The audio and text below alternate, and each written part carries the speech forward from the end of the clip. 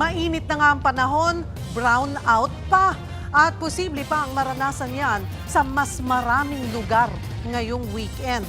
Live mula sa TV5 Media Center, nasa frontline ng balitang yan, si Gerard de la Peña. Gerard, anong paliwanag ng mga otoridad sa brownout? Nako, Cheryl, tama ka. Brownout na nga ngayon sa maraming parte ng Luzon, Visayas at pati na rin dito sa Metro Manila. Dahil daw yan sa mga palyadong power plants at pati na rin sa mga palyadong transmission lines. Eto na nga, brownout na dito sa Metro Manila. Naglabasan ng mga tao.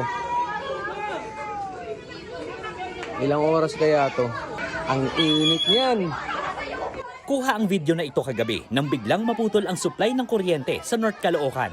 Sa labas na nagkumpulan ang mga residente dahil sa tindi ng init ng panahon. Ganyan din ang ginawa ni Sheila. Ang kanilang ukayan, ginawa nilang tambayan nang mag-brownout. Halos 3 hours walang kuryente. So parang hindi agad na abisuhan na magkakaroon po ng brownout. So hindi po kami nakapaghanda para mag-charge kahit electric pan. Ayan, dami pong bata sa bahay.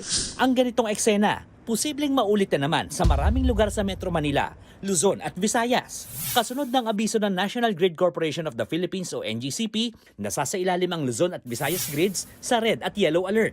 Nagdedeklara ng red alert ang NGCP kung hindi sasapat ang supply ng kuryente sa demand ng mga consumer. Yellow alert naman kung walang sapat na reserbang kuryente sakaling sumipa ang demand. Bagamat naayos na ang 2 pumalyang major lines ng NGCP, hindi naman daw kaagad maibabalik ang 5 units ng natural gas plant sa Batangas na nakakonekta rito.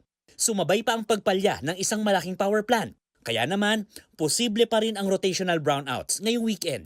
Wala pa rin akong information kung nagbigay na sa amin ng estimated time of restoration yung GN Power.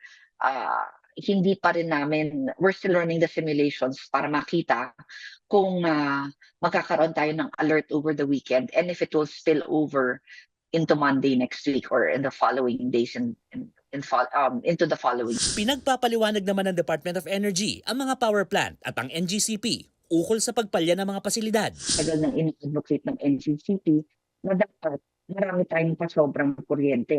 At dahil paulit-ulit ang problema, may mga nilalatag na raw na solusyon ang pamahalaan. Sa ngayon po, may tinitingnan po tayo na 1,400 megawatts sa facilities na ready to be commissioned at nag-undergo na po na testing and commissioning. Ayon naman sa isang consumer group, baka dapat ay mas maging strikto ang mga otoridad sa mga power generation companies at sa NGCP para maging mas maayos ang serbisyo. Hindi pa dapat panahon na para taasan natin yung penalty para doon sa mga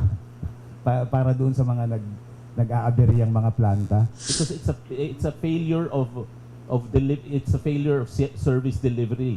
You're contractually obligated to provide power.